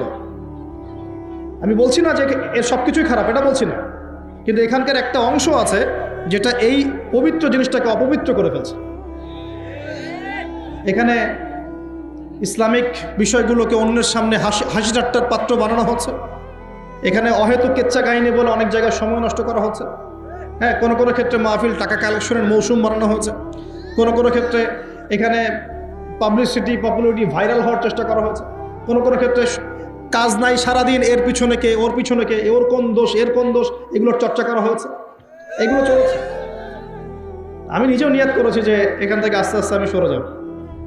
কাজ করার অনেক জায়গা আছে, শিক্ষা প্রতিষ্ঠানে কাজ করা যায়, দিনের দর্শ দেওয়া যায়, নিজে জ্ঞান অর্জন করা যায়, বড় বড় ডিগ্রি সার্টিফিকেট অর্জন করা যায়, পড়াশোনা করা যায়, পিএইচডি করা যায়, অনেক কাজ করা যায়। দিনের জন্য কাজ করতে সোশ্যাল কাজ করা, সামাজিক কাজ করা যায়, সামাজিক সংগঠন করা যায়, যেটা নন পলিটিক্যাল, নন প্রফিটেবল, এমন কিছু নন প্রফিটেবল অর্গানাইজেশন করা যায়, মানুষের মানবতা সেবায় কাজ করা যায়। অনেক ক্ষেত্র আছে কাজের, এটা একমাত্র ক্ষেত্র নয়। তো এই জায়গাটার পবিত্রতা ধরে রাখেন, না হলে যত দিন যাবে এগুলো যদি এভাবেই চলতে থাকে, ওয়াজ মাহফিল এবং দিনের ব্যাপারে এক শ্রেণীর মানুষের একটা বিরূপ ধারণা তৈরি হয়ে যাবে, যেটা অলরেডি হয়েছে বাংলার মাটিতে। আপনারা বুঝতে পারছেন না, অলরেডি হয়েছে বাংলার মাটিতে। মানুষ মজা করে এগুলো দেখলে, ট্রল করে। এখন কেন করে? কারণ আমরা এগুলোকে হাসি ঠাট্টার পাত্র বানিয়েছি, আমরা ট্রল করেছি, আমরা এগুলোকে ছড়িয়ে দিয়েছি। আল্লাহ পাক আমাদেরকে বোঝার তৌফিক দান করুন। আর ইউটিউবার, ফেসবুকার যারা থাকবে, তোমাদেরকে বলি একটা নসিহত, চিলে কান নিল টাইপের মানুষ হবে না কখনো। চিলে একটা কান নিল, বাস তুমি দৌড়ানো শুরু করলা, এ ধরনের মানুষের কোনো ব্যক্তিত্ব থাকে না, এ ধরনের মানুষের কোনো সততা থাকে না। এরা স্রেফ কিছু ভিউজ এবং ডলার চায়, আর কিছু না। এবং এর মধ্য দিয়ে ইসলামের উপকারের জায়গায় বড় বড় ক্ষতি হয়ে যায়। কি প্রচার করা যাবে, কি করা যাবে না, কোন অংশটুকু দেওয়া যাবে, কোনটা দেওয়া যাবে না, কোনটা দিলে কি ইম্প্যাক্ট পড়তে পারে, এটার জ্ঞান তোমাকে অর্জন করতে হবে। আল্লাহ রাব্বুল আলামিন আমাদের সবাইকে বিষয়গুলো বোঝার তৌফিক দান করবেন। উম্মাকে নিয়ে স্বপ্ন দেখবেন। আমি বলি কি প্রিয় ভাইয়েরা, নিজে আগে নিজের কবরের ফিকির করি, নিজের কবরের ফিকির করি যে আমাদেরকে আমাদের কবরে যেতে হবে, কি নিয়ে যাব, কতটুকু নামাজ পড়লাম, কতটুকু আমল করলাম, কতটুকু কোরআন চর্চা করলাম, কতটুকু দিনের ইলম অর্জন করেছি, আমল করেছি, বাস্তবায়ন করেছি, এই ফিকিরটাকে করে। অন্যের পিছনে পড়ে থাকার চাইতে আগে নিজের পিছনে পড়ে থাকি, নিজের চেহারাটাকে আয়নায় দেখি। আল্লাহ পাক তৌফিক দান করুন। এরপর প্রিয় ভাইয়েরা, যেটা বেশি প্রয়োজন সেটা হলো আমাদের সন্তানদেরকে মানুষ করে যাওয়া। আমাদের সন্তানদেরকে মানুষ করে যেতে না পারলে সমস্যা। এখন যা পড়াশোনা হচ্ছে দেখতেই পারছেন কি হচ্ছে। এভাবে চলতে থাকলে সমস্যা আছে। জ্ঞান কাকে বলে? আল্লাহ পাক সূরা আলাকে বলেছেন, ইকরা বিসমি রাব্বিকাল্লাযী খালাক, পড়ো তোমার সেই রবের নামে যিনি তোমাকে সৃষ্টি করেছেন। এই আয়াতের অর্থ কি? প্রত্যেক ইনস্টিটিউশনে আয়াতটা লেখা আছে দেখবেন, কিন্তু অর্থটা কি? অর্থ হচ্ছে, শোনেন, জ্ঞান সেটাই, ইকরা পড়ুন আপনার রবের নামে। জ্ঞান সেটাই যা আমাকে আমার রবের দিকে নিয়ে যাবে, রবের কাছাকাছি নিয়ে যাবে। যে জ্ঞান আমাকে রব থেকে দূরে সরিয়ে দেয় সেটা জ্ঞান না, সেটা জাহেলিয়াত। তাহলে ভালো করে দেখতে হবে আমি কি পড়ছি, কেন পড়ছি, জ্ঞানের উদ্দেশ্যটা কি। আমার জ্ঞানের উদ্দেশ্য কি খালি দুনিয়া, না পরকালে বাঁচতে হবে? এই বিষয়টা আমাকে দেখতে হবে। সন্তানদেরকে মানুষ করে যান, স্পেশালি যুবকদের দিকে আমি বলবো, ফোকাস করবো। এই যুব সমাজের হাতে এই দেশ এবং উম্মার ভবিষ্যৎ নির্ভর করছে। এই যুবকদের হাতেই এই জাতি এবং এই দেশ এবং এই উম্মার ভবিষ্যৎ নির্ভর করছে। অথচ তোমরা কি করছো? অথচ তোমরা বেনামাজি পড়ে আছো, অথচ তোমরা যাকাত দিচ্ছ না, রমজানের রোজা রাখছো না, তোমরা উযু গোসলের মাসআলা বলতে পারছো না, তোমরা ঈমান আকীদা ঠিক করছো না, নবীর 40 হাদিস মুখস্থ করছো না, কোরআন পড়া শিখছো না। যুবকদের হাতে এই দেশ এবং জাতির ভবিষ্যৎ। সেই যুবকরা পড়ে আছে এখন মাদকের নেশায়। এই যুবকদের একটা বড় অংশ মেয়েদের পিছনে তার জীবন নষ্ট করে দিচ্ছে। এই যুবকদের একটা বড় অংশ এখন পর্নোগ্রাফিতে আসক্ত হয়ে বসে আছে। এটা কিন্তু কেউ অ্যাভয়েড করতে পারবে না। আমরা যারা অনলাইনে ঢুকি, অনলাইনে যারাই ঢুকেছি তাদের চোখে এরকম নগ্নতা পড়েছে। কি দাড়িওয়ালা, কি টুপিওয়ালা, কি আলেমা, কি জালেম, সবার একই অবস্থা। অনলাইনে যে ঢুকেছে তার চোখে নগ্নতা পড়েছেই পড়েছে। আর এটা স্কিপ করার তো বুদ্ধি নাই, চালাতে হচ্ছে আপনাকে। কোনো কোনো সময় হোয়াটসঅ্যাপ চেক করতে হচ্ছে, ফেসবুক অ্যাকাউন্ট প্রয়োজন হচ্ছে কারণ আপনি খবর রাখতে চাচ্ছেন, ইউটিউবিং করতে হচ্ছে, ইউটিউব দেখতে হচ্ছে। একটা ভালো কিছু দেখবেন সেখানেও অ্যাড চলে আসছে। অতএব এখানে কি করবো? ফাত্তাকুল্লাহা মাসতাতা'তুম, সাধ্যমতো আল্লাহকে ভয় করতে হবে, চরিত্র পবিত্র রাখতে হবে। হালাল উপার্জনের সোর্স তৈরি করা মাত্রই বিয়ে করে ফেলতে হবে। বিয়ে ছাড়া চরিত্র হেফাজতের অন্য কোনো পদ্ধতি নেই। এই চিরকুমার সঙ্গটঙ্গ যোগ দিয়ে লাভ নাই। আর যতই হারাম প্রেম করেন না কেন, এই প্রেমগুলো আপনাকে মনে শান্তি দিবে না। এগুলো আপনাকে অস্থির করে রাখবে। কেন? কারণ এটা হারাম, এটা হারাম। আর যখন হালাল ভালোবাসা আপনি পাবেন, হালাল ভালোবাসা যেটা আল্লাহ পাক নাজিল করেন, তখন ইনশাআল্লাহ আপনার মনের মতো স্ত্রী না হলেও দেখবেন আপনি তার সাথে সারা জীবন কাটিয়ে দিচ্ছেন। কারণ এই ভালোবাসা আল্লাহর পক্ষ থেকে আসবে। এখানে শুধু এই যে কিছু মানুষ মনে করে বিয়ে মানে যৌনতা, তাই না? এটা একটা কনসেপ্ট তৈরি করে দেওয়া হয়েছে, বিয়ে মানে মনে হয় যৌনতা। আসলে বিয়ে যৌনতার বৈধ একটা পথ মাত্র, এটা হালাল একটা পথ মাত্র। এখানে আরো বড় বিষয়টা হচ্ছে দায়িত্ববোধ। দায়িত্ব, একটা মানুষের দায়িত্ব নেয়া, তার অভিভাবক হওয়া, তার সাথে জীবনের সুখ দুঃখ হাসি কান্নাকে ভাগাভাগি করে নেয়া, তার সাথে জীবনের উদ্দেশ্য ফিক্স করা, কষ্ট করে হলেও সবর করে হলেও সুখে দুঃখে পাশে থাকা। স্বপ্ন মানে পাশে থাকা। স্বপ্ন মানে কি? পাশে থাকা। তার দায়িত্ব নেয়া, রেসপন্সিবিলিটি নেয়া, তাকে খাওয়ানো, তার ভরণ পোষণ দেয়া। কেউ যদি আপনার স্ত্রীর দিকে খারাপ চোখে তাকায়, আপনি তার চোখটা পর্যন্ত তুলে ফেলবেন, এর নাম বিয়ে। এই কাজ করবেন না? এই কাজ করবেন। তো এখানে যৌনতা দিয়ে দেওয়া হয়েছে, বিয়ে মানেই মনে হয় যৌনতা। বিষয়টা এমন নয়, এখানে অনেক বিষয় জড়িত আছে। এই কারণে এটা পবিত্র সম্পর্ক, এটা মিসাকুন গালিযা, এটা কঠিন অঙ্গীকার আল্লাহর পক্ষ থেকে। এই কারণে দেখা যায় অনেক চড়াই উতরাই পার হলেও বৈবাহিক সম্পর্ক ঠিক থাকে না? কিন্তু যত দিন যাচ্ছে কি হচ্ছে? এই ভাঙনগুলো বাড়ছে। কেন বাড়ছে? বিকজ বিয়ের আগে প্রেম, বিয়ের আগে অমুকের সাথে প্রেম, অমুক জেনা, পর্নোগ্রাফিতে আসক্ত, পরকিয়া, ওই সিরিয়ালস, এই পশ্চিমা সংস্কৃতি, হ্যাঁ, বস্তুবাদিতায়, সব মিলিয়ে বিয়েগুলো ভেঙে ভেঙে যাচ্ছে। এখন পরিবারগুলো নষ্ট হয়ে যাচ্ছে না? শেষ পর্যায়ে গিয়ে নবী সাল্লাল্লাহু আলাইহি ওয়াসাল্লাম কিছু ভবিষ্যৎবাণী করে গেছে। যখন শেষ জামানাগুলো আসবে তখন দেখবে তোমরা সমাজে সুদটা ছড়িয়ে পড়বে বেশি, জেনা ছড়িয়ে পড়বে, পর্ন ছড়িয়ে পড়বে। পর্ন কথা তো তিনি বলেন নাই, বলেছেন অশ্লীলতা ছড়িয়ে পড়বে। এখন আমরা বলছি এটা পর্নোগ্রাফি। তিনি আরও বলেছেন সময়গুলো সংক্ষিপ্ত হয়ে আসবে, মানুষের হঠাৎ মৃত্যুর পরিমাণ বেড়ে যাবে, অনেক কিছু বলে গেছে। দিন চলে যাবে মনে হবে একটা ঘন্টার মতো চলে গেল, বছর চলে যাবে একটা মাসের মতো, মাস যাবে একটা সপ্তাহের মতো। অনেকগুলো সাইন তিনি বলে গেছেন। মুসলিমদের মধ্যে বিভক্তি বাড়তে থাকবে, হত্যা হারাজ বাড়বে। হারাজ, হত্যা মানে হারাজ, মানে একজন ব্যক্তিকে হত্যা করা হবে, সে জানবে না আমাকে কেন হত্যা করা হবে, আর একজন ব্যক্তি হত্যা করবে, সেও বুঝবে না কেন তাকে মারলাম। ফাসাদ বাড়তে থাকবে, উঁচু উঁচু অট্টালিকা নির্মাণের প্রতিযোগিতা বাড়তে থাকবে। হচ্ছে না এগুলো? সমাজে ভালো মন্দের মানদণ্ড উল্টে যাবে, মানুষ সত্যকে মিথ্যা বলবে, মিথ্যাকে সত্য বলবে, মিথ্যাবাদীকে সত্যবাদী বলবে, সত্যবাদীকে মিথ্যাবাদী বলবে, আমানতদারকে খেয়ানতকারী বলবে, খেয়ানতকারকে আমানতদার বলবে। টোটালি মানদণ্ড উল্টে যাবে। আস্তে আস্তে সিচুয়েশন এমন হতে থাকবে, খারাপ থেকে খারাপ। তবে সোনালি সময় কি আর ফিরবে না? তাহলে সময় কি তাহলে আর ফিরবে না? এভাবেই চলবে সব কিছু? না, এভাবে চলবে না ইনশাআল্লাহ। আল্লাহ রাব্বুল আলামিন তার রাসূলের মাধ্যমে জানিয়েছেন এই সব কিছুই সাময়িক, সব কিছু সাময়িক। ইতিহাস আবার পুনরাবৃত্তি ঘটাবে। ইতিহাস সভ্যতা শুরু হয়েছিল একজন নবী দ্বারা, শেষও হবে আরেকজন নবী দ্বারা ইনশাআল্লাহ। সভ্যতা শুরু হয়েছিল আদম আলাইহিস সালামকে দিয়ে, আর শেষ হবে ঈসা ইবনে মারিয়ামের হাতে। শেষ জামানার সবচেয়ে ভাইটাল ক্যারেক্টার হচ্ছেন ঈসা ইবনে মারিয়াম। ইমাম মাহদী নন, ইমাম মাহদী সবচেয়ে ভাইটাল ক্যারেক্টার নন, সবচেয়ে ভাইটাল ক্যারেক্টার হচ্ছে ঈসা ইবনে মারিয়াম। এবং তিনি নতুন কোনো শরীয়ত নিয়ে আসবেন, নতুন কোনো ধর্ম নিয়ে আসবেন, বরং তিনি এসে বরং ক্রুশ ভেঙে ফেলবেন। শুয়োরের মাংস যেটা, এটাকে একদম টোটালি হারাম করে ফেলবেন। জিজিয়া যে ট্যাক্সটা আছে এটাকে উঠিয়ে দিবেন। এবং তিনি 40 ইয়ার্স, হাদিসে এসেছে 40 বছর তিনি এই পৃথিবীতে থাকবেন। কত বছর? 40 বছর। ওই সময় সম্পর্কে এমন কথা এসেছে যে জাকাত নেওয়ার জন্য একটা মানুষ খুঁজে পাওয়া যাবে না। আসতে কতদিন এটা আমরা বলতে পারবো না, এটা আল্লাহ পাক জানেন, আল্লাহ জানেন। এটা কতদিন এটা আমরা বলতে পারবো না, এটা বলার অধিকারও আমাদের নাই, বিকজ এটা গায়েবের বিষয়। আলামাতুল্লাহ আস্তে আস্তে আস্তে আস্তে ওইদিকে যাচ্ছে। এখন তিনি আজকেই আসুন আর কালকেই আসুন, ইমাম মাহদী আজই আসুক আর কালই আসুক, আপনার আমার দায়িত্ব চেঞ্জ হবে না। দায়িত্ব কি চেঞ্জ হবে? খুব সংক্ষেপে 2 মিনিট সময় নিচ্ছি যে আমরা যে কোনো সিচুয়েশনেই আমাদের দায়িত্বটা কি আসে। 1 নাম্বার কথা হচ্ছে ভাই, যে বড় পরিসরে চিন্তা বাদ দিয়ে আগে ছোট পরিসরে আসেন।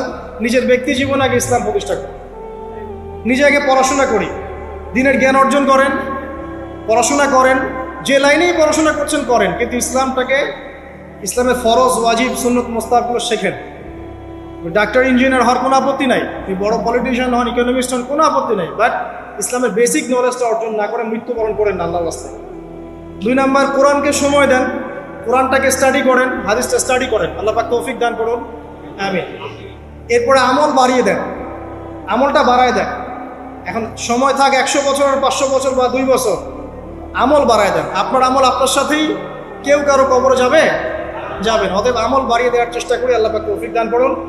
আমল বাড়ানোর সবচেয়ে সেরা পদ্ধতি হচ্ছে রাসূল সাল্লাল্লাহু আলাইহি ওয়াসাল্লামের সুন্নাহ মতো জীবন গড়া, নবীর সুন্নাহ মতো জীবন গড়া। প্রত্যেকটা কাজ রাসূল সাল্লাল্লাহু আলাইহি ওয়াসাল্লামের সুন্নাহ মতো করেন, ইনশাআল্লাহ প্রতিটা কাজই নেকি হবে ইনশাআল্লাহ। আর কি বাড়াবো? আদর্শ পরিবার। এটা বারবার আমি একটা কথা বলি যে আদর্শ পরিবারের কোনো বিকল্প নাই। পারিবারিক আদর্শ, পারিবারিক মূল্যবোধ সবচেয়ে বড় শিক্ষা। এই শিক্ষাটা অন্য জায়গায় আপনি পাবেন না। সো পারিবারিক আদর্শটা ঠিক করার চেষ্টা করি আমরা। আমাদের বাচ্চাদের প্রতি সচেতন হই, কার সাথে মিশছে, কি করছে, ওদেরকে ডিভাইস এডিক্টেড হতে দিয়েন না, এত সহজেই স্মার্টফোন ওদের হাতে তুলে দিয়েন না। বাসায় ছোট ছোট মেয়েদের ব্যাপারেও সচেতন হন, তাদের ব্যাপারেও খেয়াল রাখেন, তাদেরকে নিরাপত্তায় রাখেন। পর্দা, এটা তো বলতেই হবে, এটার কোনো বিকল্প নাই। যে যাই বলুক না কেন, আপনার ইজ্জত সম্মান আপনার কাছেই, এর কোনো বিকল্প নাই। রাসূল সাল্লাল্লাহু আলাইহি ওয়াসাল্লাম এবং আল্লাহর বিরুদ্ধাচরণ করে আপনি প্রগতি অর্জন করতে পারবেন, আপনি উন্নতি অর্জন করতে পারবেন, পারতে পারেন, সেটা বস্তুবাদী। পরকালে এর কোনো অস্তিত্ব থাকবে? থাকবে না। আর কি করতে পারি আমরা? আমরা হালাল অর্থনীতি সার্চ করতে পারি। হারামে যারা যারা আছে আজকে তওবা করি, আজকের এই লেকচার যাদের কানে যাবে, আমরা দোয়া করি আল্লাহ পাক সবাইকে হারাম রিজিক থেকে ফিরিয়ে নিয়ে আসুন। বারবার একটা কথা বলি ভাই, আপনার আমল নামায় যতটুকু রিজিক আছে এর একটা দানা না খেয়ে আপনি মৃত্যুবরণ করবেন, আপনার মৌত হবে না। এখন আপনার রিজিকটা আপনি কি অবৈধ পথে চাচ্ছেন না বৈধ পথে চাচ্ছেন, এটা আপনার ডিসিশন। আপনি যদি বৈধ পথে চান, ওই পরিমাণ রিজিক আপনাকে খাওয়াবেন আল্লাহ পাক, তারপর মৃত্যুবরণ করবেন। আর যদি অবৈধ পরে যান সেটাই খাওয়াবেন, খাওয়াই মৃত্যুবরণ করবেন। মানে আপনি ডিসিশন নেন কোন দিকে যাবেন। আর রিজিকের মালিক আল্লাহ আমরা খালি মুখে বলি, মনে কিন্তু বিশ্বাস করি না। মনে যদি বিশ্বাস করতাম তাহলে আমরা কিন্তু কখনো সুদের ধার ধারতাম, আমরা ঘুষ দুর্নীতি করতাম। কারণ আমরা করছি কেন? মনে করছি যে আমি এটা করলে রিজিক পারবো। আর আপনি যাদের জন্য এই কাজগুলো করছেন, আপনার স্ত্রী, আপনার সন্তান, আপনার পরবর্তী প্রজন্ম, 40 দিন সময় নেবেন আপনাকে ভুলে যেতে। 40 দিন সময় নেবেন আপনাকে ভুলে যেতে, দেখে নিয়ে। কবর খুব একাকিত্বের জীবন। আসলে মৌতের যে যন্ত্রণার কথা আমরা বলি না, এটা সবচেয়ে বড় বিষয়টা কি জানেন? এই শারীরিক কষ্ট তো আছেই, এই যে দুনিয়ার সবার থেকে বিচ্ছেদ, এটাই হচ্ছে যন্ত্রণা। সবার থেকে বিচ্ছেদ না, সবার থেকে বিচ্ছেদ হয়ে চলে যেতে হয়, এটা সবচেয়ে বড় যন্ত্রণা। মানুষ একা থাকতে চায় না। জেলখানায় যে মানুষকে বন্দি করে রাখে না, এই একাকিত্বের কষ্টে মানুষ ভোগে। একা একা, আমি একা, কেউ নেই আমার সাথে, এটাই। এর উপর যদি আবার টর্চার করা হয়, রিমান্ড দেওয়া হয়, তাহলে কি অবস্থাটা হবে বোঝেন? এই হলো কবর, এই হলো কবর। একটা ঘটনা বলে শেষ করে দেই, যে একজন ব্যক্তি মারা গেছেন, আর মুসা আলাইহিস সালামের সময় বানু ইসরাইলের কোনো এক নবী, আমি ঠিক নাম বলতে পারবো না যে কোন নবী, কারণ নামটা হাদিসে আসে নাই, কোনো একজন নবী আল্লাহর কাছে দোয়া করছেন, আল্লাহ মৃত মানুষের সাথে আমার একটু কথোপকথন করায় দাও। আমি জাস্ট একটু কথাবার্তা বলতে চাই যে মৃত মানুষটা কেমন আছে বা তাদের অবস্থাটা কি, আমি জানতে চাই। তো আল্লাহ পাক সেই ব্যবস্থা করে দিলেন। তিনি একটা কবরের কাছে গিয়ে দাঁড়ালেন, একজন মৃত মানুষ উঠে আসে। এটা সায়েন্স বিশ্বাস নাও করতে পারে, আমাদের কোনো মাথা ব্যথা, ঠিক আছে? তো এবার তিনি তাকে জিজ্ঞাসা করছেন যে তুমি কেমন আছো, তুমি কেমন আছো, এই মুর্দাকে জিজ্ঞাসা করছেন। তিনি বলছেন আজকে থেকে প্রায় 500 বছর আগে আমার মৃত্যু হয়েছে। এই ব্যক্তি বলছেন আজকে থেকে প্রায় 500 বছর আগে আমার মৃত্যু হয়েছে, এখন পর্যন্ত আমার গা থেকে, আমার আত্মা থেকে মৌতের যন্ত্রণা দূর হয় নাই। লা ইলাহা ইল্লাল্লাহ। তো এই হচ্ছে অবস্থা। আমরা ব্যক্তিগত চিন্তাটা আগে করি, নিজের ফিকির, নিজের কবরের ফিকির, নিজের এলেম, নিজের আমল, নিজের পরিবার, নিজের রিজিক। যাদের জন্য হারামে যাচ্ছেন, কেউ সাথে যাবে, কেউ সাথে যাবে না, আপনার গার্লফ্রেন্ড, না আপনার বউ বাচ্চা, কিচ্ছু। এগুলো তো শুধু মায়ার বাঁধন, মায়ার বাঁধন না, মায়ার বাঁধন। যদি এগুলো নেয়ামত হয় আলহামদুলিল্লাহ, যদি এগুলো দুনিয়াতে আপনার ফিতনা সৃষ্টি করে, আপনি আসহাবুল কাহফ হয়ে যান। কথা বুঝতে পারছেন না? এরপরে যদি সামর্থ্য হয়, আল্লাহ পাক আপনাকে জ্ঞান দেন, আপনাকে পলিটিক্যাল পদ দেন, ইকোনমিক সেকশনে জ্ঞান দেন, ইত্যাদি ইত্যাদি, আপনাকে আল্লাহ যে সেকশনে রাখবেন সেখান থেকে দিনের খেদমত করবেন, পারবেন না ইনশাল্লাহ? ডক্টর হয়েছেন, রোগীদের ফিস কমায় দেন, ট্রিটমেন্ট ইজি করে দেন। হ্যাঁ, ডক্টর হন, একজন ভালো ডক্টর হন, কসাই হন। ইঞ্জিনিয়ার হন, একজন সৎ ইঞ্জিনিয়ার হন, চোর হন। আপনি যেখানে থাকবেন সেখান থেকেই আপনি খেদমত করতে পারবেন। সবাইকে আলেম হতে হবে জরুরি না, সবাইকে দায়ী হতে হবে জরুরি না, এবং সবাই এটা হতেও পারবে না। এভাবে জাতি গঠন হয় না। আগে বলছি, বিভিন্ন সেকশনে মানুষ আমাদের লাগবে, এবং প্রত্যেকটা সেকশনেই তাওহীদপন্থী ইমানদার মানুষ লাগবে। এবং ইনশাআল্লাহ তাআলা আমরা যদি সবাই সবার ধর্মটা ঠিকঠাক মতো পালন করি, দেখবেন ধর্মের মধ্যে কোনো ভেদাভেদ থাকবে না ইনশাআল্লাহ। যে যার ধর্ম পালন করুক, কোনো মন্তব্য করতে যাবেন না, ঠিক আছে? আপনি আপনার ধর্ম ঠিক মতো পালন করছেন কিনা এটার দিকে ফোকাস করেন। আল্লাহ পাক আমাদের সবাইকে তৌফিক ইনায়াত করুন কথাগুলো বোঝার, আমিন। আর সবশেষে যদি আমাদের এর চেয়েও বেশি কিছু করার সক্ষমতা থাকে, তখন আপনি দিনের প্রচার করবেন, প্রসার করবেন, তাবলীগ করবেন, আল্লাহর পথে মানুষকে ডাকবেন। এর চেয়ে বড় ব্যবসা হতে পারে না। কারণ আপনার দাওয়াতের মধ্য দিয়ে যত মানুষ আল্লাহর দিকে আসবে, যত মানুষ হারাম ছেড়ে হালালের দিকে চলে আসবে, সবার নেকি ইনশাল্লাহ আপনি পাবেন ইনশাআল্লাহ। আল্লাহ পাক আমাদের সবাইকে সবচেয়ে সর্বোত্তম ব্যবসায় অংশগ্রহণ করার তৌফিক ইনায়াত করুন, আমিন।